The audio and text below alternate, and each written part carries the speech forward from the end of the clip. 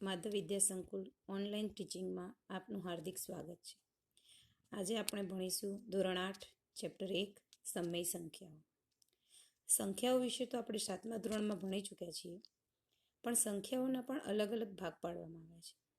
કઈ સંખ્યાઓને કયા વર્ગમાં મૂકવામાં આવે છે અથવા કઈ સંખ્યાઓને કેવા પ્રકારની સંખ્યાઓ કહેવામાં આવે છે એ વિશે આપણે થોડી માહિતી મેળવી અને પછી આપણા ચેપ્ટરની શરૂઆત કરીશું.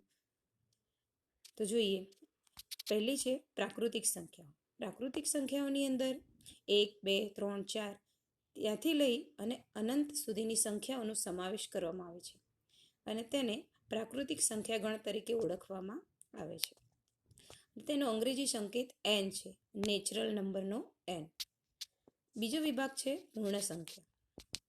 પૂર્ણ સંખ્યાની અંદર બધી જ પ્રાકૃતિક સંખ્યાઓ તો ખરી જ, તેની સાથે સાથે શૂન્યનો પણ સમાવેશ કરવામાં આવે છે. એટલે 0, 1, 2, 3, 4 અને અનંત સુધીની બધી જ સંખ્યાઓનો સમાવેશ કરવામાં આવે. આની અંદર માત્ર અનંત સુધી બધી જ ધન સંખ્યાઓ જ ગણવામાં આવે છે. હવે ત્યારબાદ આપણો ત્રીજો વર્ગ છે પૂર્ણાંક સંખ્યાઓ.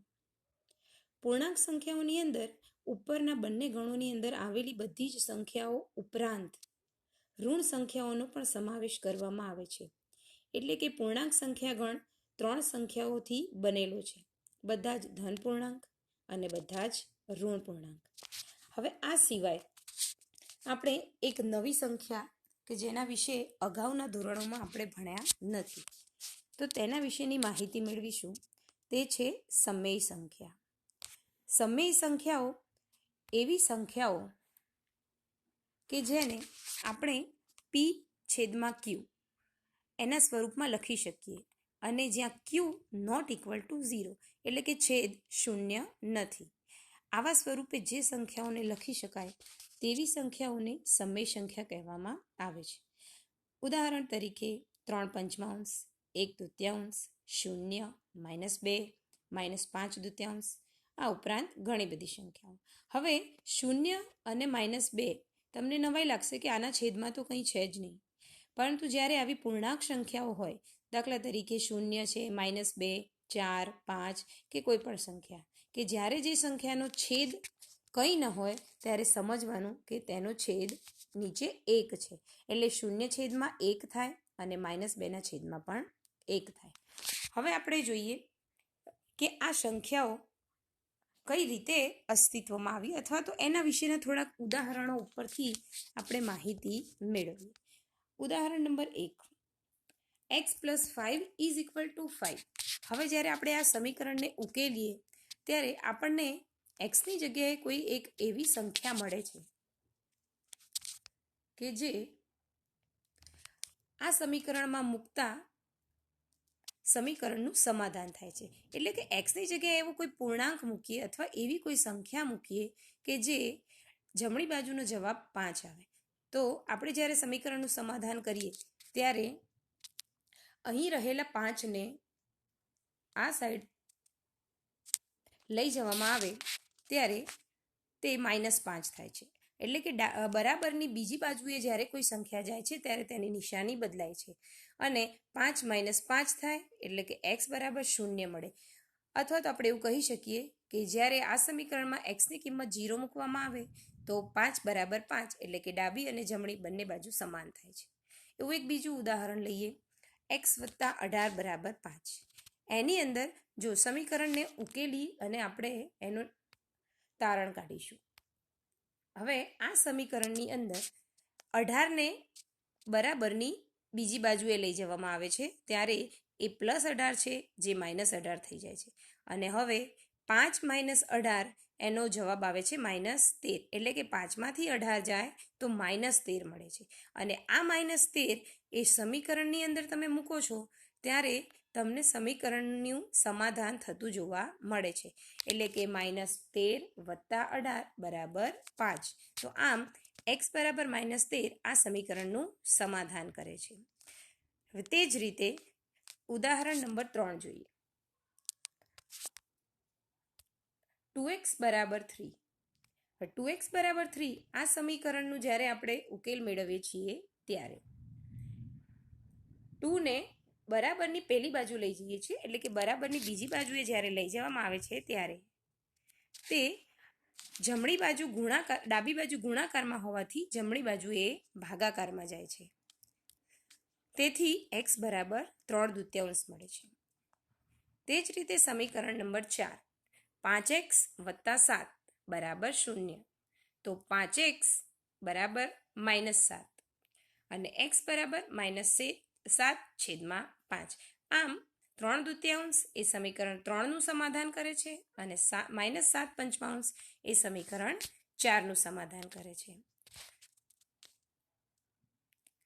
આમ 3/2 અને 7/5 એ સમીકરણ 1 અને 2ના જવાબો કરતાં અલગ છે. એટલે કે સમીકરણ નંબર 1માં x ની કિંમત 0 હતી, જે પૂર્ણ સંખ્યામાં આવે છે. સમીકરણ નંબર 2 -13, જે પૂર્ણાંક સંખ્યાઓની અંદરથી મળતો એક અંક છે. જ્યારે સમીકરણ 3 અને સમીકરણ 4માં મળતો જવાબ 3/2 અને -7/5 એ સમમેય સંખ્યા તરીકે ઓળખવામાં આવે છે. હવે આપણે આ સમમેય સંખ્યાઓના કેટલાક ગુણધર્મો જોઈશું. આગળ આપણે સમવૃત્તાના, પૂર્ણાંક સંખ્યાઓના, પૂર્ણ સંખ્યાઓના બધા અલગ અલગ ગુણધર્મો આપણે અગાઉના ધોરણમાં શીખી ચૂક્યા છીએ. તો શરૂઆત કરીએ કે સમવૃત્તતાનો ગુણધર્મ. પૂર્ણ સંખ્યા માટે સમવૃત્તાનો ગુણધર્મ આ એક નીચેના કોષ્ટકની અંદર તમને આપવામાં આવેલું છે. તો પૂર્ણ સંખ્યાઓ ક્રિયા છે સરવાળાની, અને આપણે લઈએ છીએ પૂર્ણ સંખ્યાઓ છે એટલે એની અંદર 0 અને 0થી લઈ અને બધા જ ધન પૂર્ણાંકોનો સમાવેશ કરી શકાય છે. ઉદાહરણ બુકમાં છે તે પ્રમાણે પણ તમે લઈ શકો છો, અને આ સિવાયના પણ તમારી જાતે આપણે બનાવી શકીએ છીએ.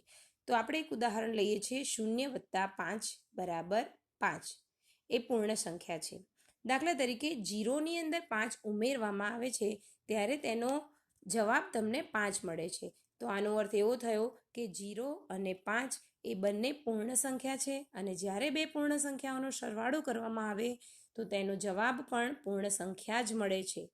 તો આ જ રીતે આપણે કહી શકીએ કે પૂર્ણ સંખ્યા એ સરવાળાની ક્રિયાઓ માટે સમવૃત્ત છે. એટલે કે જવાબ પૂર્ણ સંખ્યા સિવાય અન્ય માઇનસ પૂર્ણાંક, પછી અપૂર્ણાંક પૂર્ણાંક એવો કોઈ મળતો નથી. આવું મળે તો એ સમવૃત્ત નથી, પરંતુ તમે કોઈ પણ બીજું ઉદાહરણ જોઈ અને નક્કી કરી શકો છો. બીજા ઉદાહરણો આપણે જાતે બનાવી અને તપાસી લેવાના.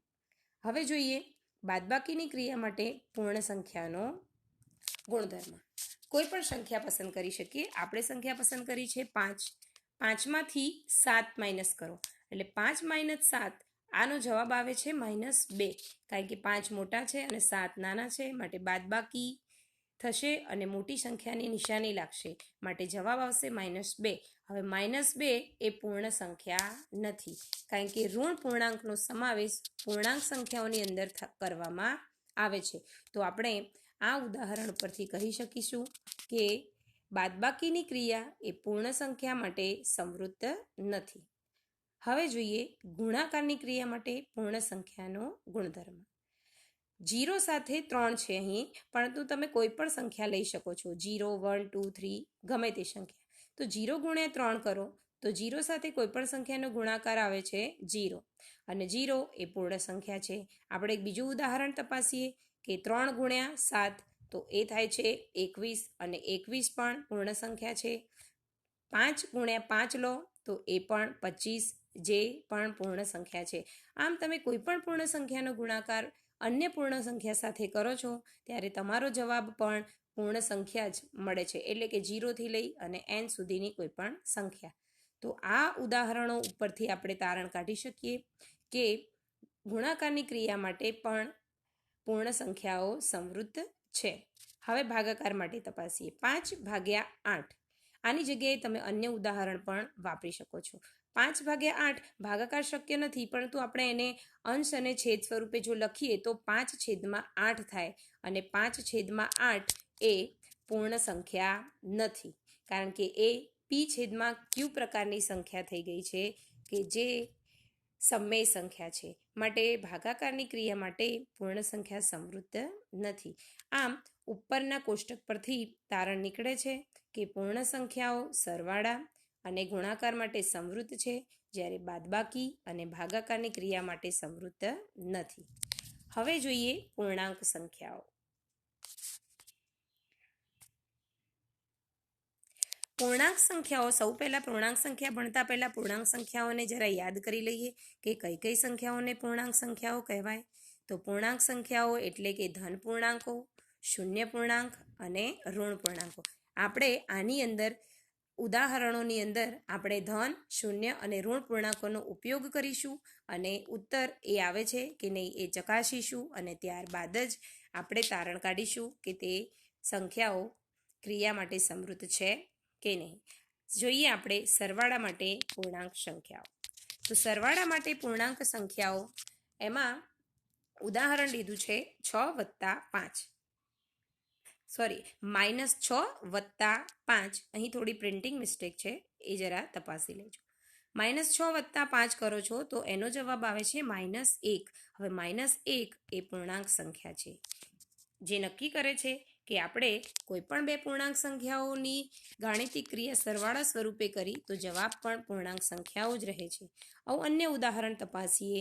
બંને ઋણ સંખ્યાઓ લઈએ અને એનો સરવાળો કરીએ તો -7 વત્તા -5. આનો જવાબ તમે જાતે પણ શોધી શકો છો અને જવાબ આવશે એ પૂર્ણ સંખ્યા જ હશે. એટલે કે -7 અને -5 બંને ઋણ સંખ્યાઓનો સરવાળો કરતા જવાબ આવશે -12. કારણ કે બંને સંખ્યાઓ સમાન ક્રિયાની છે, એટલે બંને ઋણ સંખ્યાઓનો સરવાળો થશે. તે જ રીતે ધન સંખ્યા માટે ચકાસી લઈએ તો 8 વત્તા 5 બરાબર 13 થશે અને 13 પણ પૂર્ણાંક સંખ્યાઓની અંદર આવે છે. તો આ બધા ઉદાહરણો ઉપરથી કહી શકાય કે સરવાળાની ક્રિયા માટે પૂર્ણાંક સંખ્યાઓ સમૃદ્ધ છે. હવે જોઈએ બાદબાકીની ક્રિયા. બાદબાકીની ક્રિયા માટે પૂર્ણાંક સંખ્યાઓ સમૃદ્ધ છે કે નહીં. તો બાદબાકીની ક્રિયા કરવાની છે અને પૂર્ણાંક સંખ્યાઓનો ઉપયોગ કરવાનો છે. આપણે એક પૂર્ણાંક સંખ્યા લીધી છે 7 અને 5. આ બંનેની બાદબાકી કરીએ તો જવાબ આવશે 2 અને 2 એ પૂર્ણાંક સંખ્યા છે. હવે તે જ રીતે 5માંથી 7ને બાદ કરીએ તો જવાબ આવશે -2 અને -2 પણ પૂર્ણાંક સંખ્યાઓ છે, કારણ કે ઋણ પૂર્ણાંક એ પણ પૂર્ણાંક સંખ્યા છે. હવે લઈએ એક પૂર્ણાંક સંખ્યા -6 અને બીજી પૂર્ણાંક સંખ્યા છે 8. આ બંનેની બાદબાકી કરતા આપણો જવાબ આવે છે -14 અને -14 એ પણ પૂર્ણાંક સંખ્યા છે. તો આમ અન્ય ઉદાહરણો પરથી પણ આપણે જોઈ શકીએ છીએ કે બાદબાકીની ક્રિયા માટે પૂર્ણાંક સંખ્યાઓ સમૃદ્ધ છે. પૂર્ણાંક સંખ્યાઓ બાદબાકી માટે સમૃદ્ધ છે, જ્યારે આપણે જોયું હતું કે પૂર્ણ સંખ્યા માટે તે સમૃદ્ધ હતી નહીં. હવે જોઈએ ગુણાકાર માટે.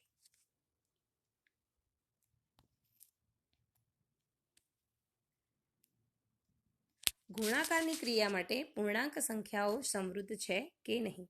તો ગુણાકારની અંદર કોઈ પણ બે પૂર્ણાંકો પસંદ કરો. એક પૂર્ણાંક છે 5 × 8. હવે 5 અને 8નો ગુણાકાર થાય છે 40 અને 40 એ પૂર્ણાંક સંખ્યા છે. તે જ રીતે અન્ય ઉદાહરણ જોઈએ.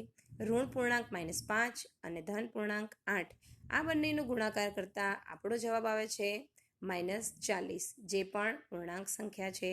અન્ય ઉદાહરણો દ્વારા પણ આપણે નક્કી કરી શકીએ છીએ કે ગુણાકારની ક્રિયા માટે પણ પૂર્ણાંક સંખ્યાઓ સમૃદ્ધ છે.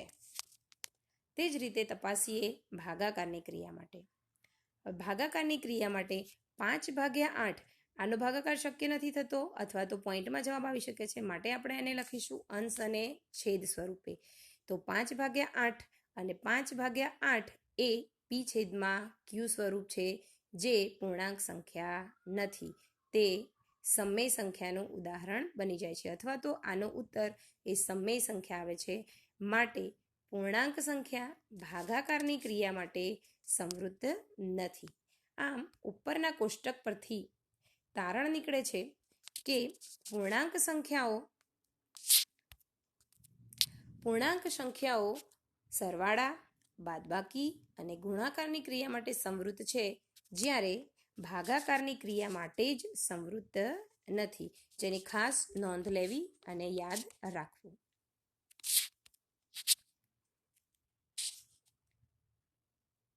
હવે જોઈએ સમય સંખ્યાઓ.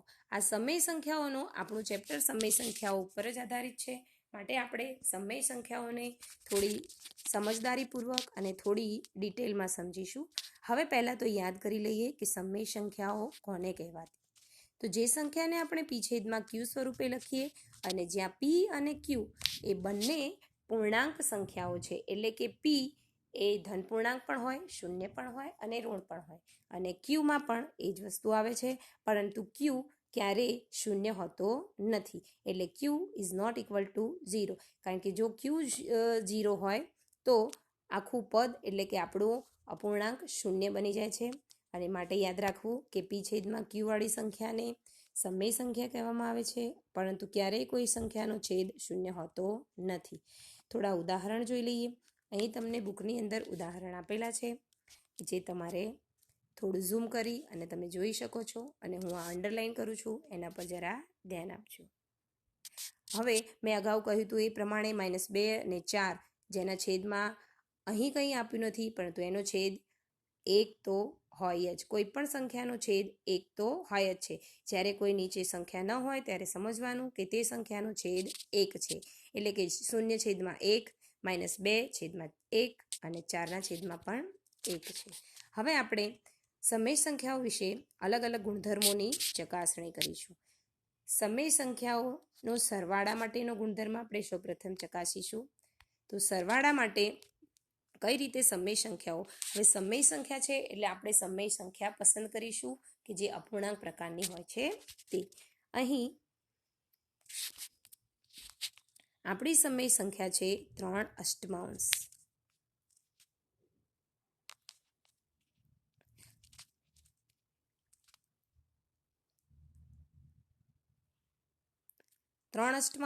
વત્તા -5 સપ્તમાંશ. હવે આ સમીકરણને આપણે ઉકેલવાનો પ્રયત્ન કરીશું અપૂર્ણાંકોના સરવાળા અને બાદબાકીની મદદથી, જે આપણે 6ઠ્ઠા ધોરણથી શીખતા આવ્યા છીએ. અહીં 8 અને 7નો લસા લેવામાં આવશે તો લસા હશે 56. હવે આ 56 એ અગાઉના ધોરણમાં શીખ્યા છો એટલે અહીં ડાયરેક્ટ મૂકેલો છે, પરંતુ આપણે એવો પ્રયત્ન કરવાનો કે જે બંને સંખ્યાઓનો છેદ 56 થાય. એટલે કે 8ને એવી કઈ સંખ્યા વડે ગુણીશું કે 56 થાય, તો એ છે 7. એટલે 8ને 7 વડે ગુણવાથી 56 અને 3ને પણ 7 વડે ગુણવાથી 21.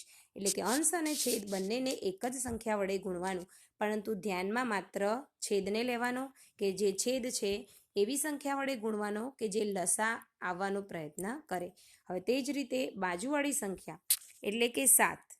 હવે 7ને કેટલા વડે ગુણવાથી 56 આવે, તો 7 ગુણ્યા 8 કરીએ આપણે, એટલે 7 ગુણ્યા 8 56 થાય. માટે ઉપર પણ -5ની સાથે આપણે 8નો ગુણાકાર કરીશું, જે તમને બાજુમાં બતાવવામાં આવ્યું છે. એટલે કે -5 ગુણ્યા 8 એ થશે -40, અને 3 ગુણ્યા 7 એ હતું 21. એટલે કે 21 વત્તા 40, અને બંનેનો છેદ સમાન છે માટે આપણે એકવાર એને લખી દીધો છે. હવે એનો ઉત્તર લાવવાનો પ્રયત્ન કરીશું.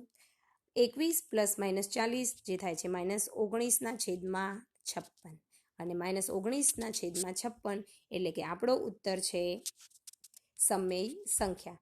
તો આના સિવાય આપણે અન્ય ઉદાહરણો દ્વારા પણ આની ચકાસણી કરી શકીએ છીએ, અને આના ઉપરથી તારણ નીકળે છે કે સમય સંખ્યા એ સરવાળાની ક્રિયા માટે સમૃદ્ધ છે.